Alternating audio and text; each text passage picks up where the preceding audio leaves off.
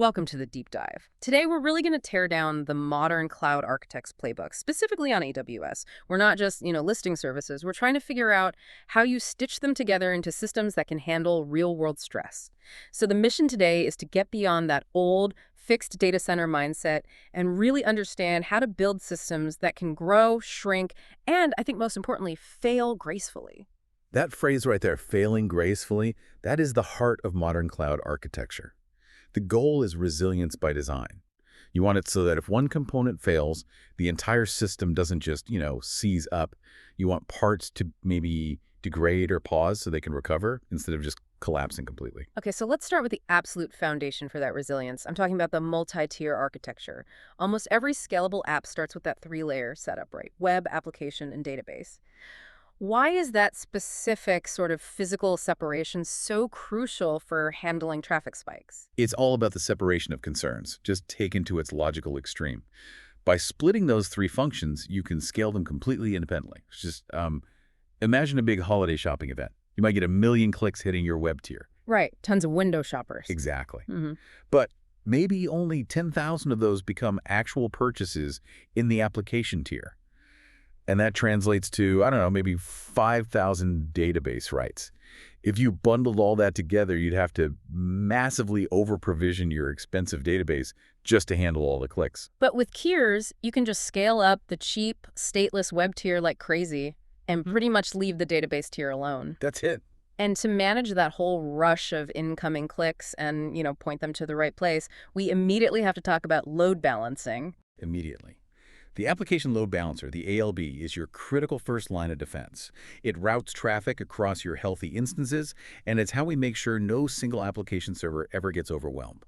If one instance starts to struggle, the ALB just automatically stops sending traffic to it. It's like the traffic cop. It guarantees distribution and that initial fault tolerance. Okay, that sets the stage perfectly for the first big strategic choice an architect has to make: scaling. We always hear about vertical scaling, scaling up by just getting a bigger, beefier machine, versus horizontal scaling, which is scaling out by adding more machines. Why does AWS almost always push architects toward that horizontal approach? Well, vertical scaling is tempting because it's so simple, right? Just double the CPU, double the RAM.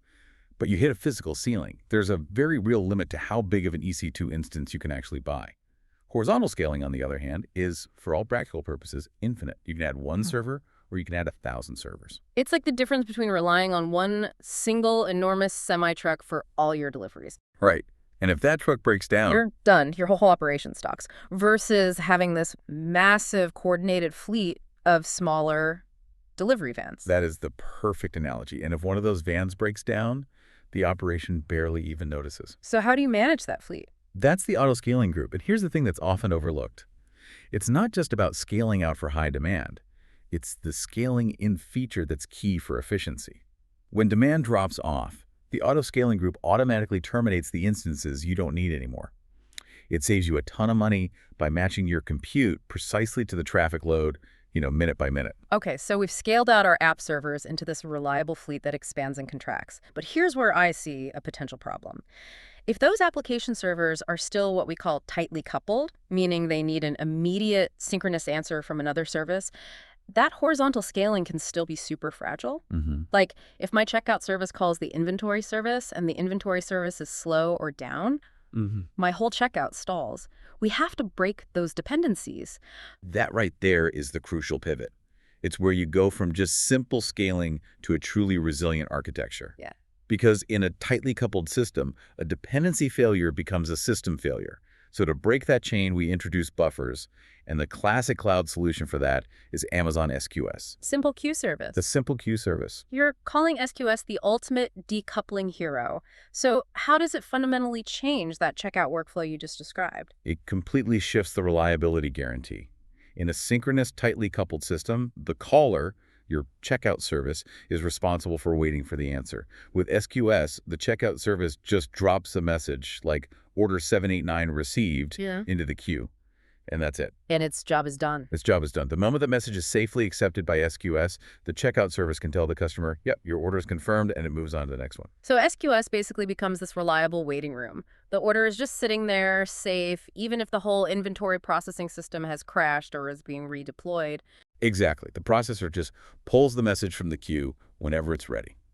The architectural power here is that you shift the guarantee from the synchronous caller to the asynchronous queue. So a sudden holiday traffic spike now means maybe processing is delayed by a few minutes. Instead of lost orders and cascading failures all over the system. Right. This system is designed for eventual processing, not an immediate response, which is a massive, massive leap in stability. That one-to-one messaging with SQS is powerful. But what happens when one single event, like an order being placed, needs to kick off 5 different things at once? Maybe you need to adjust inventory, create an invoice, send a shipping notification, run fraud detection, all at the same time. We go from one-to-one to one-to-many. And that's where Amazon SNS, the simple notification service, comes into the picture. It uses the publish-subscribe model, or pub-sub. You publish that single order-placed message just one time to an SNS topic, and then SNS handles what we call the fan-out. The power of fan-out, right? I love that concept. Yes. That one message can be automatically routed to all those different endpoints. It could go to an SQS queue for invoicing, a Lambda function for loyalty points, maybe an email service for the customer notification. This is the core of event-driven architecture, isn't it? It is. And what's really fascinating is what this does for your development speed. You could build a brand new service, let's say a regulatory compliance checker, and just plug it into that SNS topic. Without ever touching or redeploying the core checkout system. Not at all. That accelerates your feature velocity like crazy. You've decoupled not just the services, but your release cycles too. It's a huge architectural win. You're replacing that fragile, tightly coupled communication with resilient event-based discovery. Precisely. Okay, let's shift from that messaging layer to where the actual work gets done, our compute choices. The whole industry is pushing towards serverless, but doesn't moving from, a reliable, long-running EC2 instance to something like Lambda or Fargate introduce new complexities like cold start latency. What's the real-world trade-off here? The trade-off is you're trading a little bit of that complexity for a massive gain in operational simplicity. The number one driver for serverless is minimizing your operational effort. You gain so much speed and agility because AWS is handling all the OS patching, the scaling, the provisioning. All of that underlying infrastructure is just managed for you. So if I'm building something that's highly transient, really event-driven, you should be looking at AWS Lambda. It's perfect for short tasks, things like resizing an image after it's uploaded to S3, or processing a single message from that SQS queue we talked about. And the cost model is perfect because you literally only pay for the milliseconds your code is actually running. And then there's Fargate. That's the solution for people who love containers but hate managing the servers that run them. Fargate is serverless containers. Yes. It's the best of both worlds. You get all the portability and standardization of Docker containers, but you deploy them without ever needing to provision or patch an EC2 instance. It's ideal for those longer-running services that still need that container environment, but you want to ditch the operations headache. Speaking of containers, we have to talk about the 2 main ways to manage them on AWS, ECS and EKS. This is a big question for companies that might be migrating from their own data centers. It is, and the choice usually comes down to preference and really existing investment. Amazon ECS, the Elastic Container Service, that's the AWS native solution. It just integrates beautifully and simply with other AWS services like your load balancers, IAM, CloudWatch. For companies building brand new applications purely on AWS, ECS often has the least friction. It just works. But the Kubernetes ecosystem is absolutely enormous. So if I'm running a huge Kubernetes setup on-prem already, EKS seems like the obvious on-ramp, right? Absolutely. Amazon EKS, the Elastic Kubernetes Service, is built specifically for the Kubernetes crowd. If a company is migrating an existing Kubernetes setup and they want to minimize architectural changes, they want to keep using their existing tools like Helm charts and Kubectl. EKS is the logical choice. It gives them that compatibility and familiarity. So it's the cost of minimizing change during that big transition. That makes the distinction really clear. ECS for AWS native simplicity, EKS for Kubernetes compatibility. All right, let's pivot to data. We've built this massively scalable, decoupled application, but it all means nothing if the database is still our single weak link. And it so often is. The database is usually the first bottleneck to crumble under heavy load. So how do things like read replicas and caching help offload that heavy lifting? They're both critical tools for scaling your data layer horizontally. If you look at a relational database like Amazon RDS, you'll see that read requests, like someone viewing a product page, dramatically outnumber the write requests. So your primary database just gets hammered by all those reads. Okay, so we introduce read replicas. How does that practically help me scale, and what's the hidden trade-off? So a read replica lets you distribute all that read traffic across multiple separate database instances. Here's a real-world benefit. Say you have a big internal reporting app that runs these complex hour-long queries. And it's slowing down the main customer website. It's killing it. So by pointing that reporting app to its own dedicated read replica, the primary database is completely insulated from that work. But the trade-off is crucial. Read replicas introduce what's called eventual consistency. Ah, there's the catch. So if I write new data to the primary database, it takes a moment, a few milliseconds, maybe seconds, for that data to actually show up on the replica. Exactly. Your reporting app might be looking at data that's a few seconds out of date. You're sacrificing that immediate, absolute consistency for massive scalability and performance. Architects just have to make sure their application can handle that slight lag. And then caching takes that offload strategy even one step further, right? Yeah. Now we're talking about microsecond access speeds because we're avoiding the database entirely. We are. Caching, usually with Amazon Elasticache, either Redis or Memcache, it stores the results of frequent queries right in high-speed memory. So if a customer views the same popular product page over and over, or if your list of top sellers only changes once an hour, we just store that result in Elasticache. The ultimate benefit being, for those really high traffic queries, your application doesn't even touch the relational database. It bypasses it completely.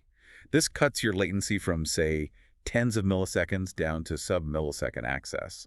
And critically, it saves your primary data store to handle the vital write operations. Okay, that's the complete data offload picture. Let's finish up by talking about performance at the edge, optimizing delivery for users all over the globe. We really need to distinguish between Amazon CloudFront and Global Accelerator because I think they're often confused. They are. They both have the goal of speed, but they operate on fundamentally different network layers. CloudFront is a content delivery network, a CDN. Its main purpose is caching. It takes your static content images, videos, JavaScript files, and it copies it to hundreds of edge locations worldwide, getting it physically closer to your users. So when a user in London requests an image you're hosting in Virginia, CloudFront serves them the copy from the London edge location. It's all about reducing that geographic distance. It optimizes the payload delivery. Yeah. Exactly. But Global Accelerator is different. It's not about caching files. It's about the quality of the journey, the network path itself. That's the perfect way to put it. Global Accelerator optimizes the connection, mainly for TCP and UDP traffic. So instead of your user's traffic traveling over the chaotic public internet, Global Accelerator intercepts it at the nearest AWS edge location and immediately routes it onto the super reliable, congestion-free AWS global network backbone. So their traffic spends the absolute minimum amount of time on the public internet. That's it. It finds the fastest, most reliable path, which is crucial for anything sensitive to latency, like online gaming or real-time APIs. Plus, it gives you static IP addresses for your application, which lets you route users to multiple AWS regions for real, multi-region failover, all without changing DNS. It's about routing intelligence, not content caching. That distinction is perfect. CloudFront caches the payload. Global Accelerator optimizes the journey. If we zoom all the way out, the entire framework we've just discussed, from the ALB to SQS to read replicas, it's all about one thing: removing single points of failure and engineering resilience. So if you're designing a system, or even just troubleshooting one, the practical takeaway has to be this: always identify the bottleneck. The bottleneck is the key that unlocks which solution to use. Exactly. If a scenario says response times are unpredictable and spiky, you should immediately think SQS and auto-scaling to stabilize that application layer. If it explicitly says the primary database CPU is spiking to 100%, your immediate thought should be caching for common reads and read replicas for analytical traffic. Gives you a whole troubleshooting method based on these design principles. Brilliant. That really synthesizes everything into a framework you can apply. We spent a good amount of time today on SQS and SNS, really exploring that big architectural shift from the old request response systems to this asynchronous event-driven architecture. So let's end on a provocative thought for everyone listening. If your applications are built to just publish facts like order 789 was placed and then move on, relying on SNS and SQS to handle all the distribution, how does that fundamentally change the way your development team thinks about adding new features next year? If adding a whole new capability just means subscribing a new service to an existing topic without ever modifying the core application code, how much faster and more reliably can your organization actually deliver new value? The true power of loose coupling often has less to do with the technology itself and more to do with organizational agility. Something for you to mull over.